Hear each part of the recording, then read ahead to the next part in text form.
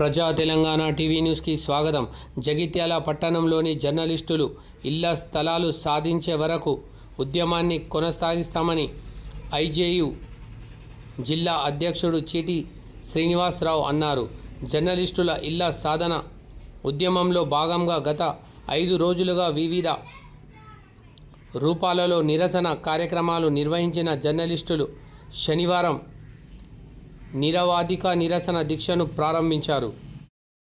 Jagtial RDO కార్యాలయం ఎదుట చేపట్టిన ఈ దీక్ష శిబిరంలో ప్రింట్, ఎలక్ట్రానిక్ మీడియా జర్నలిస్టులు అధిక సంఖ్యలో పాల్గొని విజయవంతం చేశారు. ఈ సందర్భంగా జర్నలిస్టులు సంఘ నాయకులు మాట్లాడుతూ గత 3 శతాబ్దాలుగా ఇళ్ల స్థలాల కోసం అధికారుల, ప్రజా ప్రతినిధుల చుట్టూ తిరుగుతున్నప్పటికీ ఫలితం దక్కలేదని ఆవేదన వ్యక్తం చేశారు. రేపు మాపు అంటూ కాలం వెల్లదీస్తూ జర్నలిస్టులకు మొండి చేయి చూపించారని చెప్పడం జరిగింది. ప్రజా సమస్యల పరిష్కారం కోసం ప్రభుత్వానికి, ప్రజలకు మధ్య వారాదిగా వ్యవహరిస్తున్న జర్నలిస్టులకు తమ సమస్యల పరిష్కారం కోసం రోడ్డు ఎక్కే పరిస్థితి ఏర్పడిందన్నారు.